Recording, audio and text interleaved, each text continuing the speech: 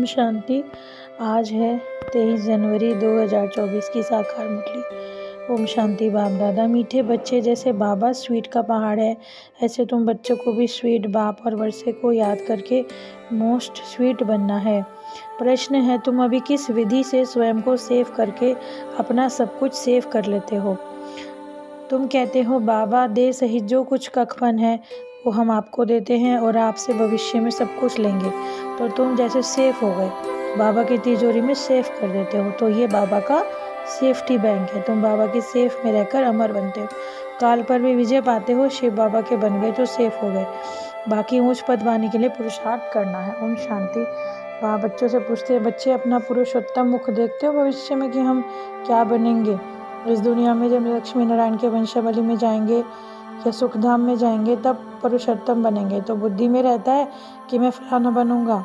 तुम जानते हो विष्णु की डायनेस्टी में विष्णु के 2 रूप हैं, लक्ष्मी नारायण। अभी बुद्धि है अलौकिक, और कोई की बुद्धि में ये बातें नहीं होंगी, क्योंकि ऊंचे से ऊंचा बाप हमको पढ़ा रहा है। तो वो है मोस्ट स्वीटेस्ट, जिसके साथ में हम बैठे हैं शिव बाबा के।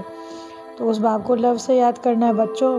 बाबा कहते हैं कि ज्ञान रत्नों को धारण करने से भविष्य के जन्मों के लिए पद्मपति बनोगे और फिर मिलेगा वर बच्चों को, मीठे मीठे सपूत बच्चों को। तो बाबा खुश होते हैं कि कैसे बच्चे अपना पार्ट बजा रहे हैं।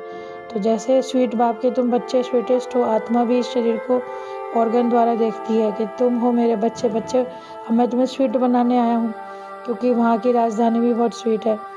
तो दर्शन करने वाले समझते हैं ना कि ये देवताओं के, क्योंकि ये स्वर्ग के मालिक थे। अभी तो कितने ढेर मनुष्य है, तो इन जैसा बाप जैसा स्वीट का पहाड़ कोई नहीं होता कि जो हमें हू बहू आप समान बनाते हैं, और जो जैसा होगा वो वैसा ही बनाएगा। तो बाबा बार बार बच्चों को ये कहते हैं, मैं खुद अशरीरी हूँ, तो तुम भी मुझे अशरीरी रूप में याद करो और तुम भी अपने आप को अशरीरी समझो, तो सब कलह कलेश मिट जाएंगे।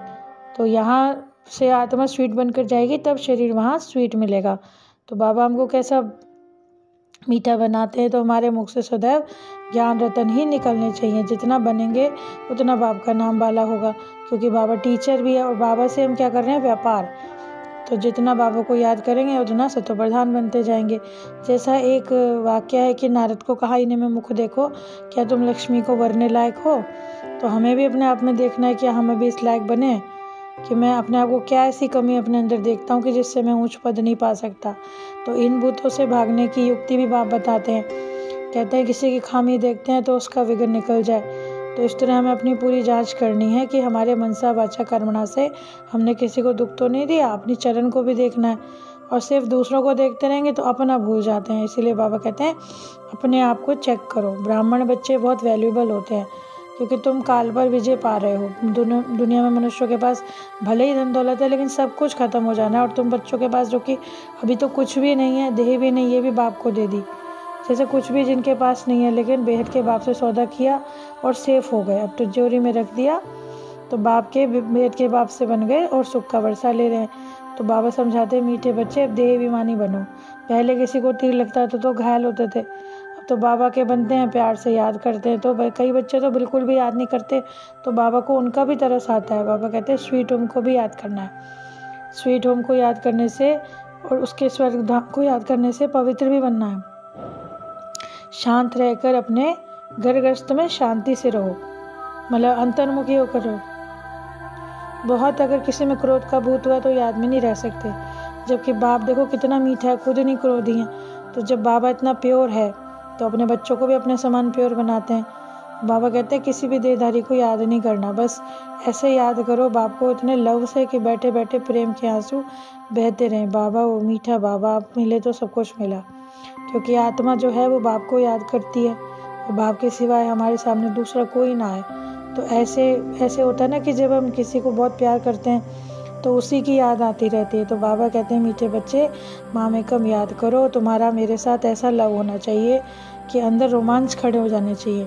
तो जो भी डिफेक्ट है अपने अंदर से निकाल दो, प्योर डायमंड बनो। अगर कोई कमी हो गई तो तुम्हारी वैल्यू में भी कमी हो जाती है।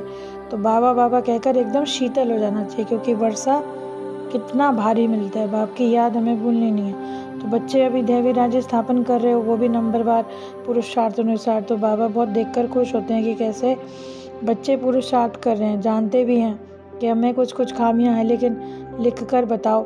संपूर्ण तो अभी कोई बना नहीं है, लेकिन हाँ बनना है।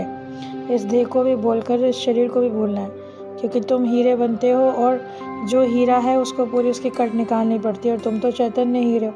तो जितना ज़्यादा अपने आप को पुरुष प्योर बनाते जाएंगे उतना हमारी वैल्यू बढ़ जाएगी। फिर बाबा ने याद प्यार दिया, मीठे मीठे सिखले दे बच्चों प्रति माता पिता बाप दादा का याद प्यार और गुड मॉर्निंग। रूहानी बाप की रूहानी बच्चों को नमस्ते। हम रूहानी बच्चों की रूहानी माता पिता बाप दादा को याद प्यार और गुड मॉर्निंग। शुक्रिया बाबा, शुक्रिया। धारणा के लिए मुख्य सार है, जितना हो सके अंतर्मुखी होकर शांति में रहना है, अशांति नहीं फैलानी, बहुत मीठा बोलना, किसी को दुख नहीं देना, क्रोध नहीं करना, बाह्य मुखी बनकर बुद्धि को धक्का नहीं खिलाना। परफेक्ट बनने के लिए ईमानदारी से अपनी जांच करो कि हमारे में क्या क्या कमी है।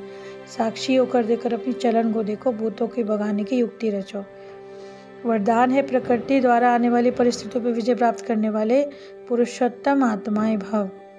ब्राह्मण आत्माएं पुरुषोत्तम आत्माएं हैं। प्रकृति पुरुषोत्तम आत्माओं की दासी है। तो चेक करो प्रकृति की हलचल अपनी ओर आकर्षित तो नहीं करती।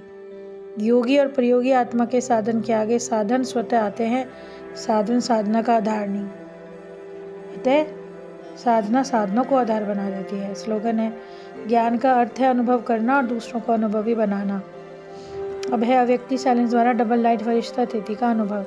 सदा अपने को डबल लाइट फरिश्ता समझकर सेवा करो। जितना सेवा में हल्कापन होगा उतना सहज जुड़ेंगे। डबल लाइट बनना माने याद में रहकर सेवा करना। कितना भी आवाज़ और तमोगुणी वातावरण हो, लेकिन साइलेंस की शक्ति से वेस्ट समाप्त होने के कारण श्रेष्ठ स्थिति में स्थित होने से सदा रेस्ट का अनुभव कर सके। तो आज के इतने ज्ञानवर्धक बाबा का पद्मा पद्म शुक्रिया। ओम शांति।